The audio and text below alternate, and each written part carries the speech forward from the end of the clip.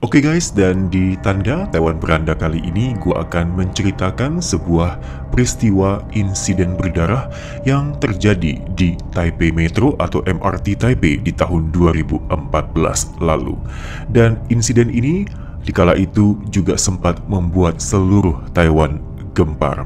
Dan kali ini gua nggak akan terlalu fokus membahas kronologi terjadinya insiden berdarah itu, tetapi lebih kepada kepribadian maupun sosok dan motif-motif apa yang terdapat di balik pelaku dari terjadinya insiden yang sangat memilukan ini. Seperti apa? Kita masuk saja langsung ke crime case hari ini.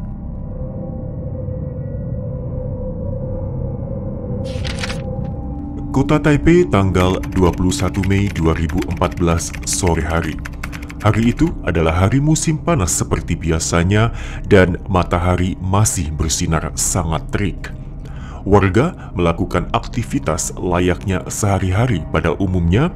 Ada yang pergi bekerja, ada pula yang baru pulang sekolah dan tengah menuju ke tempat les. Dan tiba-tiba saja teriakan terdengar dari salah satu sudut MRT Jiangzicui Station yang terletak di kawasan Panqiao. Dan sekitar pukul 4.25 sore hari, seorang anak laki-laki dengan menggunakan baju kaos warna merah membacok warga yang tengah berada di dalam MRT yang tengah berjalan dengan menggunakan pisau buah. Lelaki tersebut melakukan pembacokan dengan acak di dalam MRT yang tengah melaju dari MRT Longshan Temple Station ini menuju MRT Jiangzicui Station. Dan jarak antara dua stasiun itu adalah yang terpanjang dalam sistem Metro Taipei yang menghabiskan waktu sekitar 5 menit. Dan pelaku penyerangannya adalah seorang pelajar universitas berusia 21 tahun yang kemudian diketahui bernama Zheng Jie yang ditangkap setelah penyerangan tersebut ia lakukan. Dan saat menyerang, Zheng Jie ini membacok para penumpang dengan pisau buah berukuran sekitar 30 cm panjangnya. Dan peristiwa ini merupakan serangan fatal pertama kali di sistem Metro Taipei semenjak MRT Taipei ini mulai beroperasi di tahun 96. Dan kali ini, seperti di awal yang gua sudah bilang, Taiwan Beranda tidak akan membahas kronologi dari kejadian tersebut, melainkan akan berfokus pada kepribadian sosok dari pelaku itu sendiri yang bernama Zheng Jie.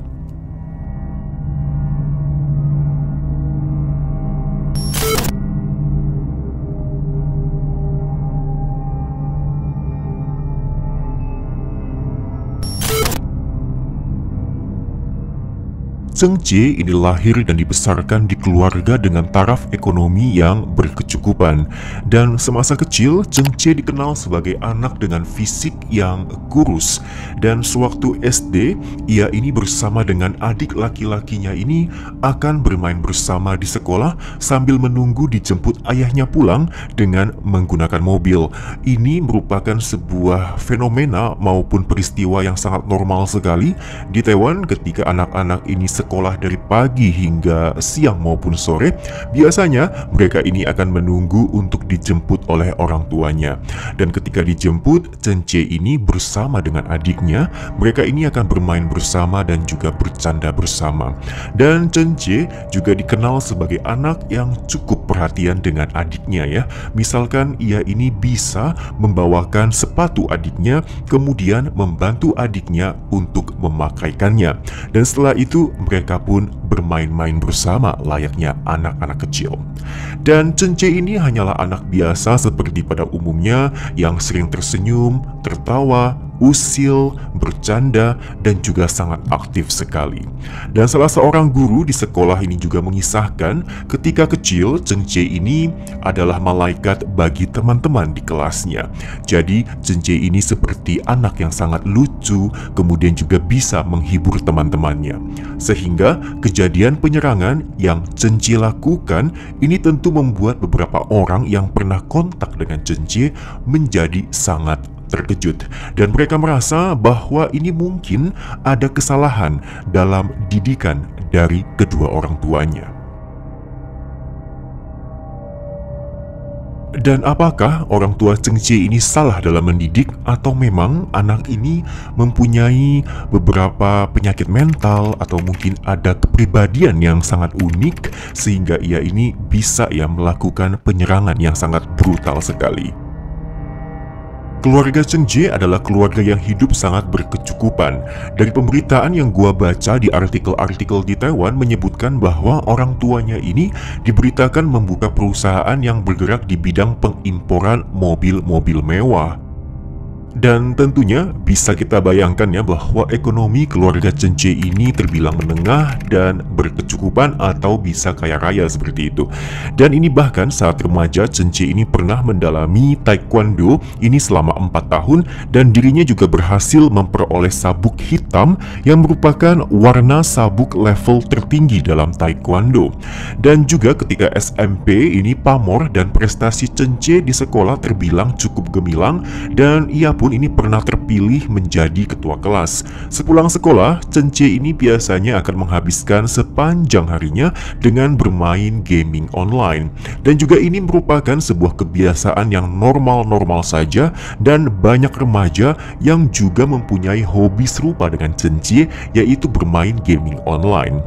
Dan tetapi suatu hari ini disebutkan ada yang aneh dengan Cheng Chie karena dalam obrolan di gaming online-nya, Cheng Chie diketahui pernah mengeluarkan perkataan seperti hendak melakukan perencanaan pembunuhan yang ingin dilakukannya di dalam MRT di Taipei. Tetapi dikala itu ucapan yang dikeluarkan dari mulutnya tidak digubris oleh teman-temannya karena dianggap itu hanya sebagai bualan semata, layaknya perilaku remaja yang suka pamer ini dengan kebolehan-kebolehan mereka. Dan saat SMA ini Cheng Chie diterima di salah satu sekolah lokal yang terkenal, yaitu di SMA Panqiao di kota New Taipei City. Jadi ini merupakan sekolah favorit dan juga merupakan sekolah yang dihuni oleh mereka yang cukup cerdas baru bisa sekolah di SMA Panqiao. Dan ketika insiden ini terjadi kepala sekolah SMA ini tentu tidak percaya bahwa Cheng Chie itu adalah pelakunya. Dan Cheng Chie ini disebutkan juga adalah merupakan siswa lulusan tahun 2011 dan ia ini menuntaskan studinya di SMA Panqiao dengan prestasi yang cukup baik dan juga terbilang gemilang seperti itu. Dan saat SMA, Cheng Chie dikenal sebagai sosok yang sangat aktif dan juga suka melucu. Dan ia ini juga adalah siswa dan teman yang aktif sekali di organisasi sekolah. Jadi selain juga sekolahnya, Cheng Chie ini juga berusaha untuk bergabung dalam organisasi-organisasi.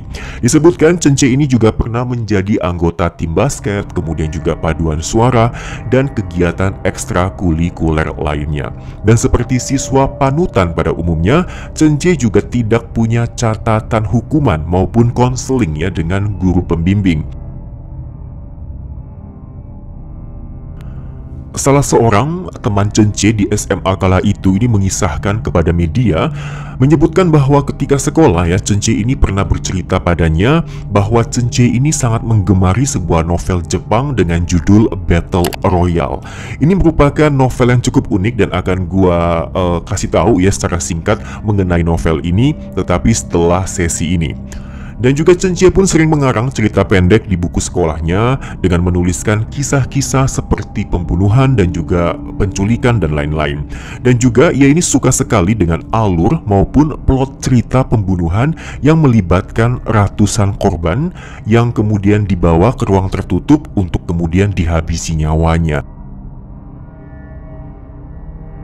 Dan menurut pengakuan teman-temannya, dalam album kelulusan SMA-nya, Cheng Chie ini meninggalkan sebuah kalimat yang tidak diketahui apa alasannya dan juga tidak diketahui apa motifnya. Ia menuliskan kalimat yang berbunyi, "Saya tidak membakar rumahku." Oke, dan kali ini gue akan jelasin singkat banget, yaitu perihal mengenai novel yang berjudul Battle Royale yang sempat Cenci ceritakan bahwa ia menggemari novel ini ketika ia masih berusia sangat remaja, yaitu usia SMA. Battle Royale ini adalah novel karya penulis Jepang Kousun Takami yang mengisahkan mengenai pelajar sekolah menengah yang dipaksa untuk saling bertarung sampai tewas dalam program yang dijalankan oleh pemerintah otoriter Jepang. Tentunya ini merupakan novel fiksi dan juga bukan novel yang berdasarkan kisah nyata. Dan Battle Royale ini juga turut serta dalam kompetisi Japan Grand Prix Horror Novel di tahun 97 yang merupakan sebuah perlombaan bagi karya-karya literatur atau novel untuk bisa mendapatkan penghargaan ini dan mendapat julukan sebagai cerita yang sangat seram seperti itu. Tetapi sayangnya Battle Royale ditolak oleh panitia pada babak final karena terdapat konten yang terkandung yang dirasa cukup berlebihan dan dicemaskan ini bisa menyesatkan para pembacanya. Tetapi mengejutkannya, novel ini malah menjadi buku terlaris dan menempati peringkat keempat dan terjual lebih dari 1 juta kopi. Di tahun 2000, Battle Royale diadaptasi ini menjadi serial anime yang ditulis oleh Takami sendiri yang merupakan penulis dari buku ini. Dan kemudian Battle Royale juga diangkat ke dalam film layar lebar. Dan filmnya sendiri ini juga sukses dan ternyata juga mampu memicu kontroversi dan sempat dikecam oleh National Diet Jepang, tetapi akhirnya malah berhasil menjadi film terlaris di negara itu. Dan film ini diperpanjang dengan sebuah sequel dan juga diadaptasi ke dalam 2 anime berikutnya. Dan novel dari Battle Royale sendiri ini telah diterjemahkan ke dalam bahasa-bahasa dunia seperti Mandarin, Inggris, Prancis, Spanyol, Jerman, dan masih banyak lagi. Dan apakah novel ini yang kemudian menyesatkan akal sehat Cenci untuk kemudian ia melancarkan serangan di Metro Taipei? Tentunya hingga hari ini jawaban ini tidak akan terjawab lagi. Pembahasan Cenci akan gue lanjutkan di video berikutnya. Jadi buat kamu yang suka dengan channel seperti ini, jangan lupa untuk subscribe dan bagikan ke teman kamu. Dan buat kamu yang suka dengan cerita misteri dan kriminal di Taiwan, jangan lupa untuk terus ikuti video dari Tanda Taiwan Beranda. Sekian untuk hari ini dan stay safe.